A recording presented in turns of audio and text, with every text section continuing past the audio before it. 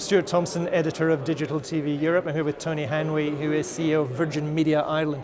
Tony, cable's got a lot of things on its plate at the moment. What are your priorities for the year ahead? Well, our priorities always centre around the customer, Stuart. I mean, that's where things always should start and finish. Quality of service, connectivity, bandwidth, making sure people have the bandwidth to be able to enjoy the services that they know and love. It's slightly different in Virgin Media in Ireland because not only are we all a cable business going back several decades, we now have a mobile business as well, which is probably only 2 years old. And remember, the Virgin Media brand is only 2 years old in Ireland as well. And then I think somewhat, maybe even more interestingly, we own the largest commercial free-to-air TV station in Ireland. So we've had, been a lot of fun integrating that and seeing what opportunities to make us a bigger and better business, combining our interests. What do you see as the key competitive battleground in the Irish market? Is it broadband? Is it mobile? Is it content? Well, Ireland is a very competitive market here. You've got really 4 large brands and 3 of them are quad play and 1 is triple play. So obviously the competitive landscape has intensified over the last, say, decade.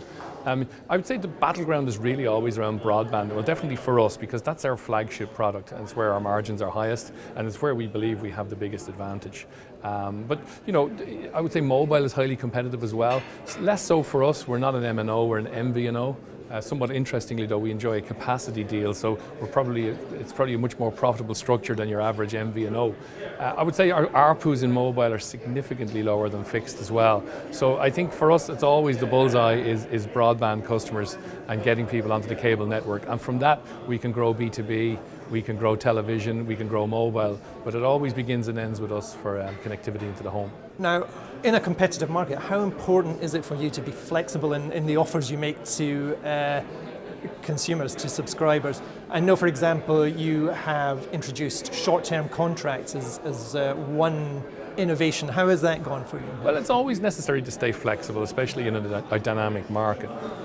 Contracts, our research tells us is something the customers don't like, and I'm not sure we need research to tell us this. We know intuitively ourselves, people don't like the feeling of being locked in. We felt we could offer 30-day contracts. We thought customers would like that flexibility, and we believe if we actually offer the quality of service and the speed that we know we can deliver on, then in reality customers won't want to leave. Customers do stay loyal if you're providing the connectivity that they want. We've been very happy with our sales on flexible contracts. I mean, they're somewhat dearer and they don't suit everybody, but they suit a certain niche and maybe people who are planning to take connectivity for a time, maybe the younger segment in particular. It certainly hasn't cannibalized our base, and it's a move that we're quite happy with, and we're delighted with how it's going.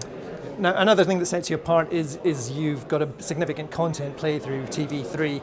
What for you are the synergies between putting the distribution and the content piece together, and why does that make sense?